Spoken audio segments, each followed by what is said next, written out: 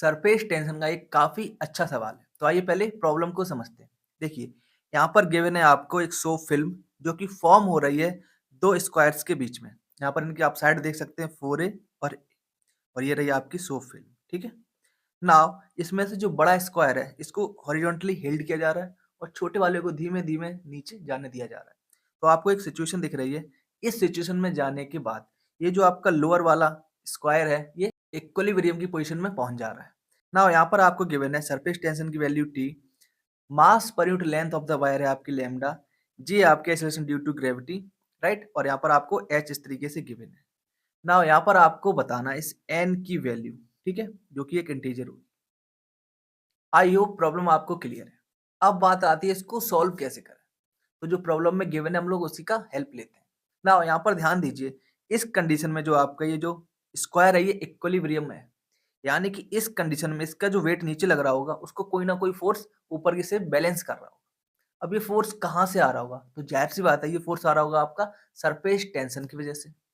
इतनी सी बात क्लियर है? नाउ अब बात आती है इस फोर्स को कैसे पता करें? तो आइए समझते हैं इसके लिए। नाउ यहाँ पर ध्यान से देखिए, ये आपकी पहले की सिचुएशन, ये आपकी बाद की सिचुएशन, राइट? नाउ यदि आप यहाँ पर ध्यान दें तो ये जो आपका स्मॉलर स्क्वायर जो ड्रॉप हुआ है ना बिल्कुल सिमेट्रिकली हुआ होगा। यानी कि इसका जो सेंटर, दोनों सेंटर ओवरलैप करें इस सिचुएशन में भी और इस सिचुएशन में भी, दोनों के सेंटर एक ही लाइन में है जो वर्टिकल के साथ ऐसे जा रही है। नाउ ध्यान दीजिए, यहाँ पर सरफेस किधर है? सरफेस आपकी इस तरफ है, यानी कुछ ऐसे रहेगी। सिमिलरली इस तरफ भी कुछ ऐसे होगी और सिमिलरली बाकी दोनों साइड्स भी कुछ इस प्रकार से ही होगी।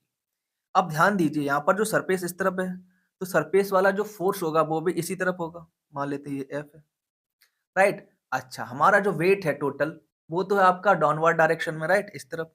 यानी कि जो F का कुछ वर्टिकल कंपोनेंट होगा जो इस वेट को बैलेंस कर रहा होगा। तो आइए जानते हैं वो क्या होगा।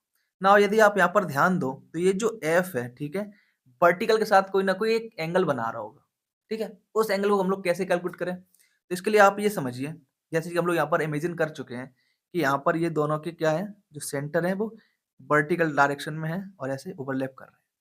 ठीक है, इतनी सी बात क्लियर है? नाउ ध्यान दीजिए, इधर है आपका फोर्स का डायरेक्शन, ठीक है? इतनी सी बात क्लियर है? नाउ ध्यान दीजिए, अब यहाँ पर इस डायरेक्शन में हम लोग कैसे कैलकुलेट करेंगे? तो सबसे पहले आप कोई 2 पॉइंट पकड़ लीजिए, ठीक है? तो मान लेते हैं हमने एक पॉइंट पकड़ लिया यहाँ पर ये और दूसरा पॉइंट ये, ठीक है? नाउ ध्यान दीजिए, इस सिचुएशन को यहाँ पर ये वाला आपका पॉइंट मान लेते हैं ए है, तो ये ए है, ये आपका पॉइंट बी है, तो यहाँ पर बी। और हमने बोला है जो सेंटर है वो एक ही डायरेक्शन में है, वर्टिकल में।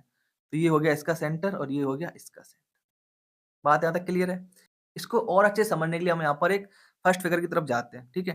तो यदि ये सेंटर हो, हम ऐसे वर्टिकल लाइन खींचे ऐसे, तो ये साइड कितनी रह जाएगी? हाफ हो जाएगी, तो 2a, और ये वाली हाफ रह जाएगी तो हो जाएगी a/2, राइट? ध्यान दीजिएगा।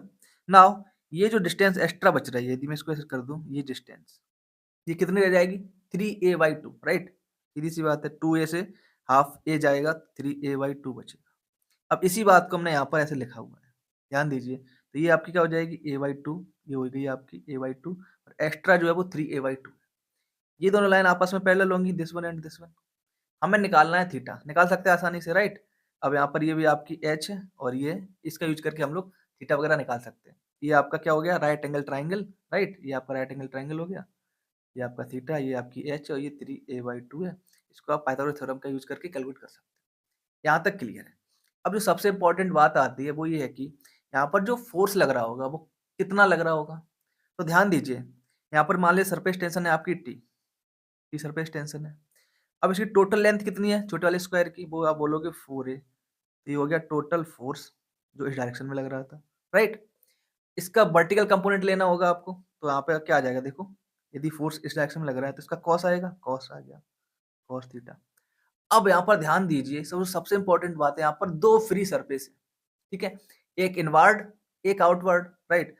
तो सरफेस ये रही मान लीजिए आपकी फिल्म, तो एक सरफेस इधर फ्री है और एक सरफेस इस तरफ फ्री है, तो दो फ्री सरफेस हो गए।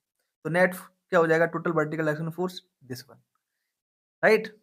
अभी इक्वल हो जाएगा आपके वेट के, यानी कि mg के। और यहाँ पर क्या गिवन था? यहाँ पर आपको गिवन था लैम्डा मास per unit length. Total length कितनी हो जाएगी? लैम्डा इंटू 4a, ये हो गया इसका मास, और वेट हो जाएगा, इसमें मल्टीप्लाई कर दीजिए g का।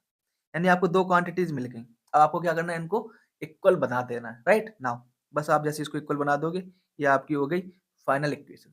अब इसमें बस आप cos थीटा की वैल्यू पुट कीजिए, राइट? जो इस ट्रायंगल से आप कैलकुलेट कर सकते थे। नहीं तो यदि आपको दिक्कत हो रही कैलकुलेट करने में तो आप यहाँ पर इसकी हेल्प ले सकते हैं, राइट? और देखिए यहाँ पर कैलकुलेट किया हुआ है। तो नाउ जैसे आप इसको सॉल्व करोगे, ठीक है? जैसे आप इसको सॉल्व करोगे यहाँ पर आपको n की जगह 3 मिल जाएगा और यही आपका आंसर हो जाएगा।